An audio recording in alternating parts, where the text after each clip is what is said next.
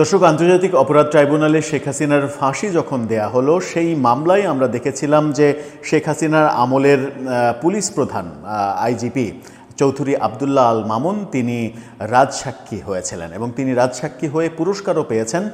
শেখ হাসিনা এবং আসাদুজ্জামান খান কামালের মৃত্যুদণ্ড হয়েছে, আর রাজসাক্ষী হওয়ার পুরস্কার স্বরূপ চৌধুরী আবদুল্লাহ আল মামুনের মাত্র ৫ বছর কারাদণ্ড হয়েছে। যদিও সেটাতে খুব একটা লাভ তার হবে না এই কারণে যে তার বিরুদ্ধে আরও ১৬০টা মামলা রয়েছে। সুতরাং আবদুল্লাহ আল মামুন যে প্রত্যাশায় রাজসাক্ষী হয়েছিলেন যে নিজের জীবন বাঁচিয়ে এখান থেকে বেরিয়ে যাবেন, সেটা বোধহয় হচ্ছে না। তিনি একটা গ্যাঁড়াকলের মধ্যেই পড়ে গেছেন।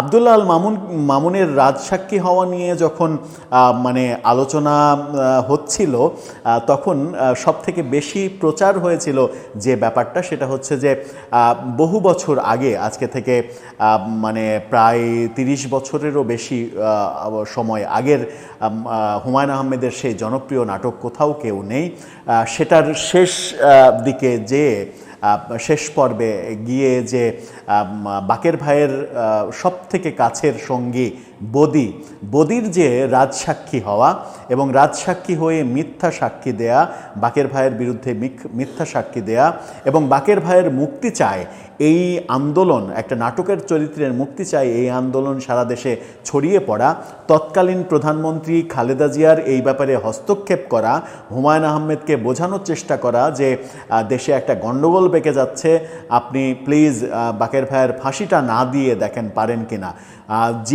প্রচণ্ড জেদি হুমায়ূন আহমেদ প্রধানমন্ত্রীর সেই অনুরোধও প্রত্যাখ্যান করা এবং বাকের ভাইয়ের ফাঁসি দেয়া, তারপরের ইতিহাস তো আমরা সবাই জানি। সেটা সবথেকে বেশি আলোচনা হয়েছে যে বাকের ভাইয়ের সবথেকে কাছের সঙ্গী বদি তার স্ত্রীর প্ররোচনায় আদালতে মিথ্যা সাক্ষী দিয়েছিল যে বাকের ভাই খুনটা করেছে এবং সে নিজের চোখে এটা দেখেছে, ওই সময় সে নিজে উপস্থিত ছিল, যার ফলে তার বদি মুক্ত হয়, বাকের ভাইয়ের ফাঁসি হয়ে যায়। এই যে এবং সে বলেছিল বাকের ভাই নিজের হাতে মেরেছে। এই ঘটনাটা শেখ হাসিনার যে আইজিপি আবদুল্লাহ আল মামুন রাজসাক্ষী হওয়ার পরে আমার মনে হয় যে এই প্রজন্মের মানুষ নতুন করে কোথাও কেউ নেই নাটক এবং বাকের ভাইকে নতুন করে চিনেছে এবং বদি যে বিশ্বাসঘাতকতা করলো, বিশ্বাস ভঙ্গ করলো, তাকেও নতুন করে চিনেছে।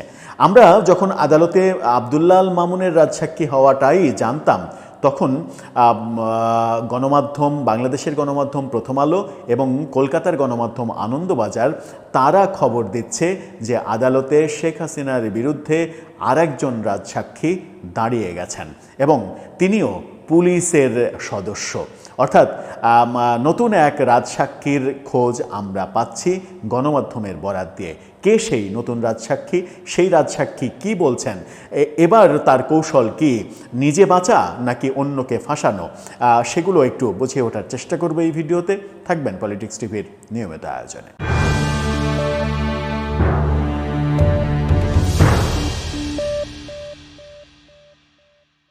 দর্শক, বলছিলাম শেখ হাসিনার মামলার আবদুল্লাহ আল মামুনের রাজসাক্ষী হওয়ার পরে নতুন এক রাজসাক্ষী খুঁজে পাওয়া গেছে। আনন্দবাজার এবং প্রথম আলো এই তথ্যটা নিশ্চিত করছে। আনন্দবাজারের শিরোনামটা দেখে নিলেই বুঝতে পারবেন। সেখানে বলা হচ্ছে, বাংলাদেশে রাজসাক্ষী আরও এক প্রাক্তন পুলিশ কর্তা, শেখ হাসিনার মানবতা বিরোধী মামলায় দিলেন জবানবন্দি। ইতিমধ্যে জবানবন্দিও তিনি দিয়েছেন, এমনটা নিশ্চিত করা হচ্ছে। মানবতা বিরোধী অপরাধের অভিযোগ আনা হয়েছে শেখ হাসিনার বিরুদ্ধে। তাতে রাজসাক্ষী হলেন প্রাক্তন এক পুলিশ কর্মকর্তা। আশুলিয়ায় ৬ জনকে পুড়িয়ে হত্যার ঘটনায় রাজসাক্ষী হিসেবে বুধবার অর্থাৎ গতকালকে ঢাকার আন্তর্জাতিক অপরাধ ট্রাইব্যুনালে জবানবন্দি দিয়েছেন প্রাক্তন এসআই শেখ আফজালুল হক। তার নাম শেখ আফজালুল হক এবং তিনি এসআই পদমর্যাদার একজন পুলিশ অফিসার। আফজালুল ঘটনার সময় আশুলিয়া থানায় কর্মরত ছিলেন।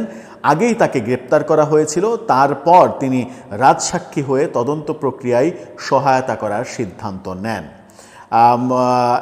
একই ঘটনা সম্ভবত আবদুল্লাহ আল মামুনের ক্ষেত্রে যেটা হয়েছে সেই একই ঘটনা বোধহয় এটাও হতে যাচ্ছে। এর আগে বাংলাদেশ পুলিশের প্রাক্তন আইজিপি, যার কথা বললাম, রাজসাক্ষী হয়েছিলেন। আবদুল্লাহ আল মামুন সহ 3 জন অভিযুক্ত ছিলেন এবং 2 জনের মৃত্যুদণ্ড দেয়া হলো। আবদুল্লাহ আল মামুন পুরস্কার পেলেন। আল মামুনের পর আফজালুল দ্বিতীয় কোনো পুলিশ কর্তা যিনি এই মামলায় রাজসাক্ষী হলেন। এবার মানে পুলিশের একেবারে প্রধান আইজি থেকে এসআইএ মানে ডিমোশন হয়েছে। আফজালুল আশুলিয়ায় তখন কর্মরত, তিনি পুলিশ অফিসার। তিনি সাক্ষ্য দিয়েছেন যে এই ঘটনা ঘটেছে, তার মানে ওসি তাকে নির্দেশ দিয়েছেন এই ঘটনা ঘটানোর জন্য, এবং ঘটনা যখন ঘটানো হয় তখন তিনি নিজে উপস্থিত ছিলেন এবং তিনি নিজ চোখে এই 6 জনকে মেরে ফেলতে দেখেছেন। তবে তিনি এটা অস্বীকার করেছেন, মানে এটা বলেছেন যে লাশগুলো পোড়ানো হয়েছে কিনা এটা তিনি দেখেননি, সেই সময় তিনি উপস্থিত ছিলেন না। অর্থাৎ হত্যার ব্যাপারটা নিশ্চিত করেছে, তারপরে পোড়ানো তো এটা মানে এক্সট্রা কারিকুলাম হয়ে যায়, সেটা আলাদা ব্যাপার। তার মানে যে আমরা আদালতে আরেকজন রাজসাক্ষীকে খুঁজে পেলাম। এবার দেখার বিষয় যে আইজি তারপর আইজির পুরস্কার পাওয়ার পরে তিনি মৃত্যুদণ্ড থেকে বেঁচে 5 বছরের জেল হলো তার।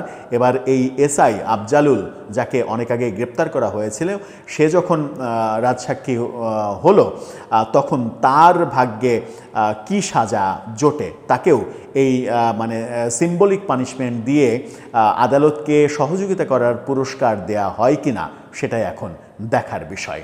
তবে রাজসাক্ষীরা ঠিকঠাকভাবে সঠিক কথা বলছেন কিনা, আর এই রাজসাক্ষীরা নিজেরা জড়িত থেকেও, মানে যদি জড়িত থেকে থাকেন, অপরাধ যদি করে থাকেন, তাহলে তাদেরকে কিভাবে খালাস দেয়া, মানে তাদেরকে কিভাবে পুরস্কার দেয়া হচ্ছে, সেই ব্যাপারগুলো হয়তো পরবর্তীতে ইতিহাস যখন গবেষণা হবে তখন গবেষণার একটা ব্যাপার হয়ে যাবে। যখন এই আদালতের এই কার্যক্রম নিয়ে অ্যামনেস্টি ইন্টারন্যাশনাল, হিউম্যান রাইটস ওয়াচের মতো প্রতিষ্ঠান এবং এমনকি জাতিসংঘ সন্দেহ প্রকাশ করছে এবং এর গ্রহণযোগ্যতা, ন্যায্যতা, এই ব্যাপারে তারা প্রশ্ন তুলছে, নানাভাবে পয়েন্ট আউট করে তারা প্রশ্ন তুলছে। হিউম্যান রাইটস ওয়াচ সব থেকে কড়া অবস্থান নিয়েছে। দর্শক, এই নতুন রাজসাক্ষী নিয়ে আপনার মন্তব্য কোনো থাকলে জানিয়ে লিখতে পারেন আমাদের কমেন্ট বক্সে।